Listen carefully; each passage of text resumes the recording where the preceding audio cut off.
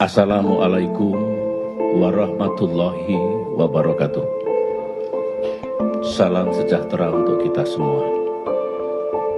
Saudara-saudara, siang ini saya akan memberikan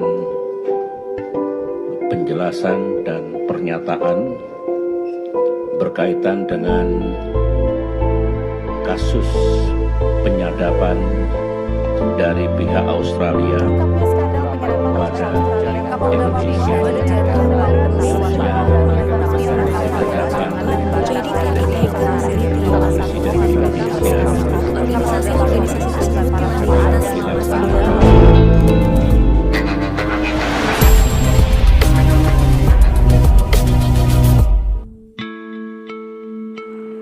Pengaruh iptek di bidang politik.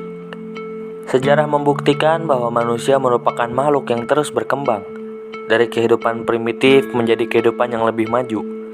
Kemajuan signifikan yang telah dilakukan manusia semakin terlihat seiring berjalannya waktu, salah satunya di bidang ilmu pengetahuan dan teknologi.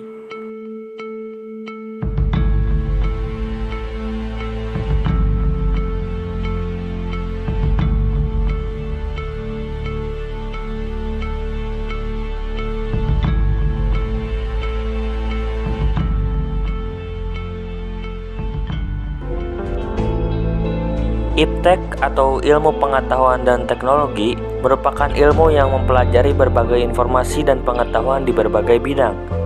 Iptek juga dapat dikatakan sebagai segala sesuatu yang bersangkutan dengan teknologi dan perkembangannya.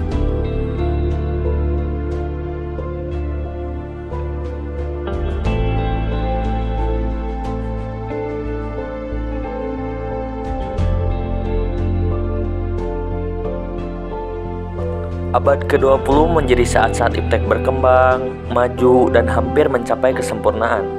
Kecerdasan manusia yang terus membuat iptek mengalami kemajuan secara gamblang telah menciptakan penemuan-penemuan yang mempermudah manusia menjalani kehidupannya. Alat komunikasi seperti handphone dan satelit adalah bukti nyata bahwa kemajuan iptek berpengaruh besar dalam kehidupan manusia.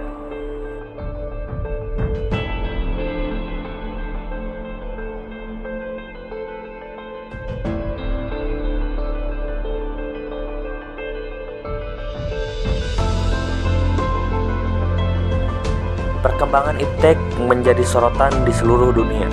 Pengaruh yang ditimbulkannya masuk dalam berbagai bidang kehidupan manusia, seperti budaya, ekonomi, pendidikan, sosial, dan politik.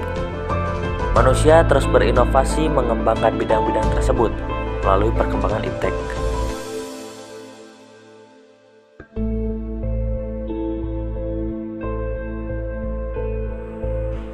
Tidak dapat dipungkiri bahwa iptek berhasil menanamkan nilai-nilai dalam kehidupan politik di seluruh dunia, termasuk Indonesia. Kemajuan iptek menjadikan nilai-nilai seperti keterbukaan, demokrasi, dan kebebasan berpengaruh kuat terhadap pikiran maupun kemauan bangsa Indonesia. Dampak positif dari iptek terhadap bidang politik tentunya dapat memberi keuntungan bagi terlaksananya politik dan pemerintahan di suatu negara. Berikut ini beberapa dampak positif iptek di bidang politik. Yang pertama, makin mudah atau cepatnya akses informasi dari pemerintah kepada warga dan begitu pun sebaliknya. Yang kedua, mempermudah atau memperluas jaringan hubungan internasional. Yang ketiga, mendukung konsolidasi dan demokratisasi.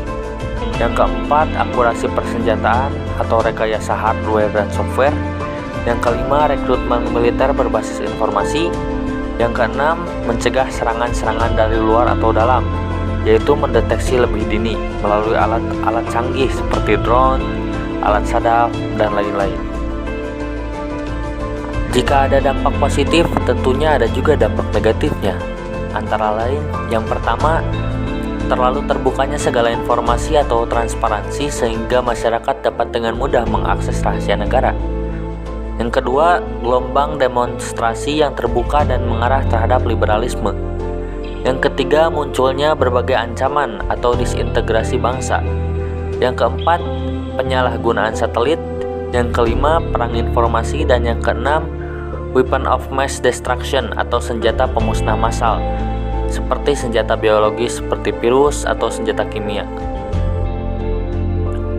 Bangsa Indonesia harus menunjukkan eksistensinya sebagai negara yang kuat dan mandiri, namun tidak meninggalkan kemitraan dan kerjasama dengan negara-negara lain dalam hubungan yang seimbang tanpa masuk dalam pengaruh negatif perkembangan iptek dalam bidang politik. Untuk mencapai hal tersebut, bangsa Indonesia harus dapat selektif terhadap pengaruh iptek dengan mewujudkan hal-hal berikut. Yang pertama, mengembangkan demokrasi dalam segala bidang. Yang kedua, mengaktifkan masyarakat sipil dalam arena politik. Yang ketiga, melakukan reformasi hukum yang baik dan benar.